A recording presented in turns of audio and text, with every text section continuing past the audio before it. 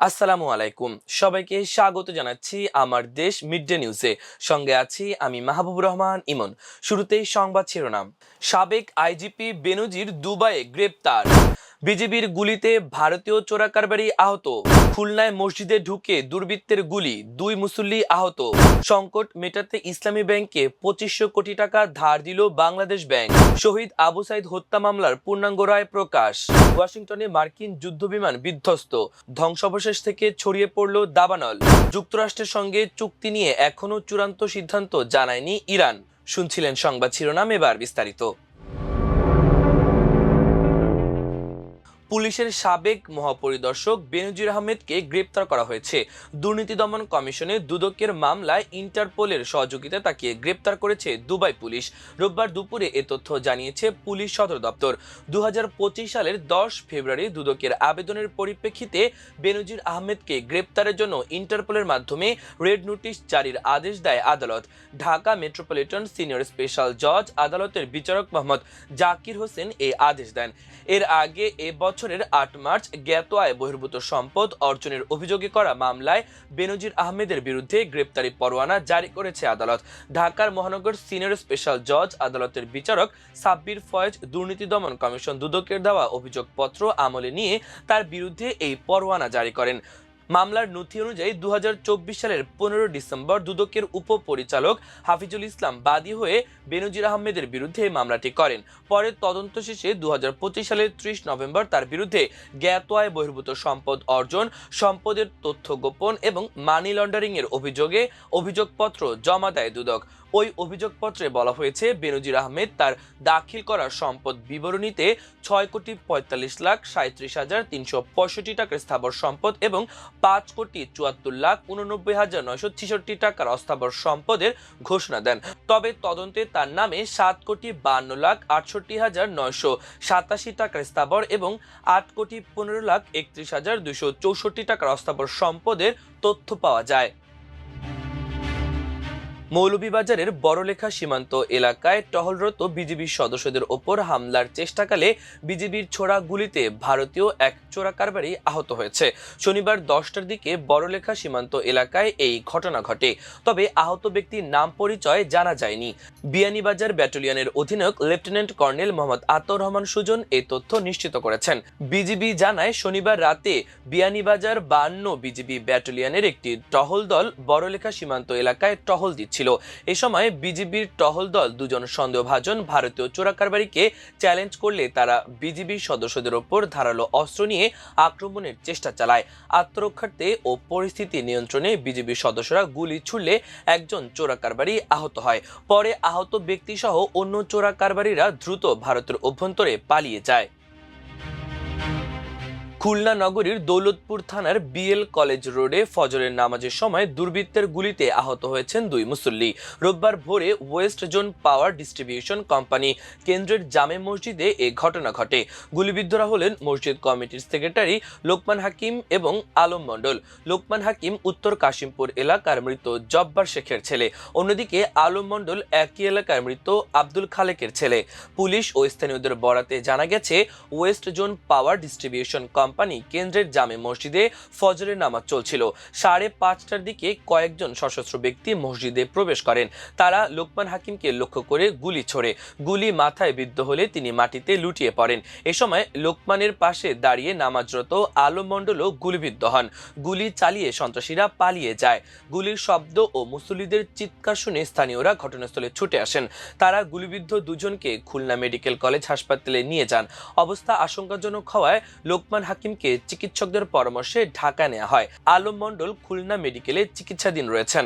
ঘটনার সত্যতা নিশ্চিত করে খুলনা মেট্রোপলিটন পুলিশের সহকারী কমিশনার মোহাম্মদ আব্দুর রাজ্জাক বলেন, খবর পেয়ে পুলিশ ঘটনাস্থলে গেছে। হামলার কারণ ও জড়িতদের শনাক্ত করতে পুলিশ তদন্ত শুরু করেছে। বিস্তারিত পরে জানানো হবে।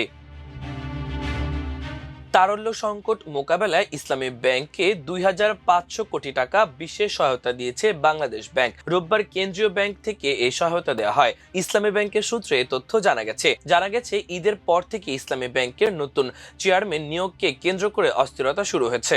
তার নিয়োগের বিরোধিতা করে সচেতন গ্রাহক ফোরাম এর ব্যানারে একদল গ্রাহক টানা আন্দোলন করে আসছেন। এর ফলে ব্যাংকটিতে বিপুল সংখ্যক আমানতকারী তাদের আমানত তুলে নিতে শুরু করেন। এই অবস্থায় ব্যাংকটির তারল্য সংকট এতটাই গভীর হয়ে পড়ে যে গ্রাহকদের চাহিদা অনুযায়ী অর্থ পরিশোধ করতে ব্যর্থ হয়।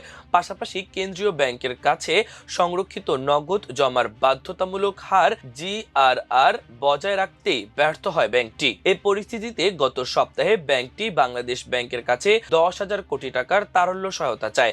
এর পরিপ্রেক্ষিতে প্রাথমিকভাবে 2,500 কোটি টাকার বিশেষ সহায়তা দেওয়া হলো। গত শুক্রবার বাজেট পরবর্তী সংবাদ সম্মেলনে বাংলাদেশ ব্যাংকের গভর্নর মোস্তাকুর রহমান ইসলামী ব্যাংককে তারল্য সহায়তা দেওয়ার ইঙ্গিত দিয়েছিলেন। তিনি বলেন, ইসলামী ব্যাংকের সংকট দ্রুত কেটে যাবে, আমানতকারীদের অর্থ উত্তোলনের কোনো সমস্যা হবে না, প্রয়োজনে জরুরি তারল্য সহায়তা দেওয়া হবে। জুলাই গণঅভ্যুত্থানের প্রথম শহীদ আবু সাইদ হত্যার ঘটনায় মানবতা বিরোধী অপরাধের মামলায় রংপুর বেগম রোকেয়া বিশ্ববিদ্যালয়ের সাবেক ভিসি হাসিবুর রশিদ সহ 30 আসামির সাজার 809 পৃষ্ঠার পূর্ণাঙ্গ রায় প্রকাশিত হয়েছে। রোববার এই রায় প্রকাশ করেন আন্তর্জাতিক অপরাধ ট্রাইব্যুনাল 2। এই রায়ে ট্রাইব্যুনালের পর্যবেক্ষণ, শাস্তি নির্ধারণের যুক্তি সহ বিস্তারিত বর্ণনা তুলে ধরা হয়। এর আগে গত 9 এপ্রিল এই মামলার রায় ঘোষণা করেন আন্তর্জাতিক অপরাধ ট্রাইব্যুনাল 2 এর চেয়ারম্যান বিচারপতি নজরুল ইসলাম চৌধুরী নেতৃত্বাধীন 3 সদস্যের বিচারিক প্যানেল।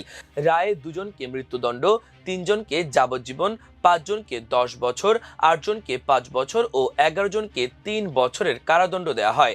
একই সঙ্গে একজনের হাজতবাসকে সাজার মেয়াদ পূর্ণ হয়েছে বলে গণ্য করা হয়। মৃত্যুদণ্ডপ্রাপ্তরা হলেন রংপুর মেট্রোপলিটন পুলিশের সাবেক ASI আমির হোসেন ও কনস্টেবল সুজন চন্দ্র রায়। যাবজ্জীবন প্রাপ্ত 3 জন হলেন সাবেক সহকারী police commissioner Kotwali zone Arifuzzaman ওরফে জীবন, তাজহাট থানার সাবেক অফিসার ইনচার্জ রবিউল ইসলাম ওরফে নয়ন ও বেরবির সাবেক ক্যাম্প ইনচার্জ বিভূতিভূষণ রায় ওরফে মাধব। যুক্তরাষ্ট্রের ওয়াশিংটন অঙ্গরাজ্যের ইয়াকিমা কাউন্ট্রিতে একটি যুদ্ধবিমান পাহাড়ে বিধ্বস্ত হয়ে দাবানলের সূত্রপাত ঘটিয়েছে। স্থানীয় সময় শনিবার 13 জুন বেলা 12টার দিকে রিমরক লেকের কাছে এ ঘটনা ঘটে বলে জানিয়েছেন স্থানীয় কর্মকর্তারা।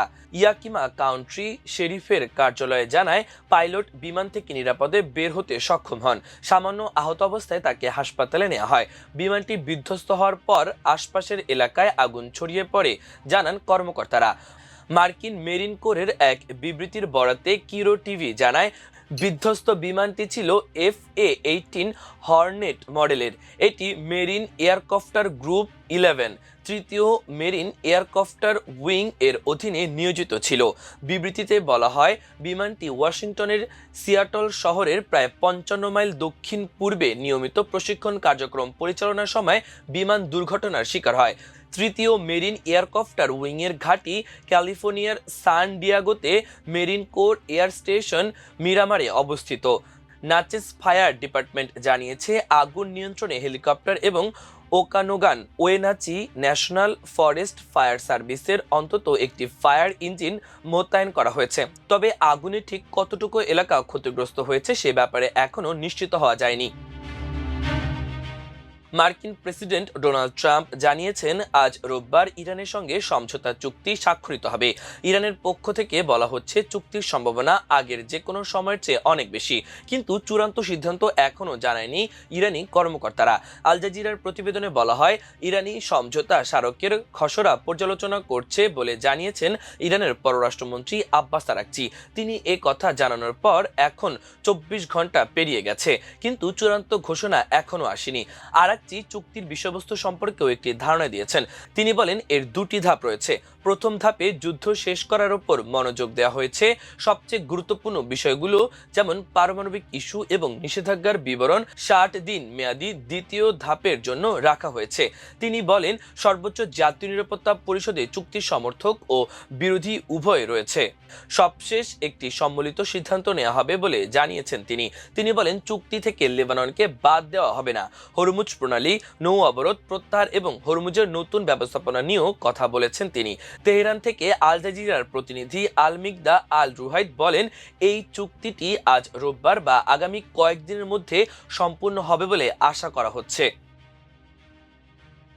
প্রিয় দর্শক, আমাদের আজকের মিড ডে নিউজের আয়োজন এ পর্যন্তই। সবাই ভালো থাকুন, সুস্থ থাকুন, আমার দেশের সঙ্গেই থাকুন। এতক্ষণ সঙ্গে থাকার জন্য অসংখ্য ধন্যবাদ। আল্লাহ হাফেজ।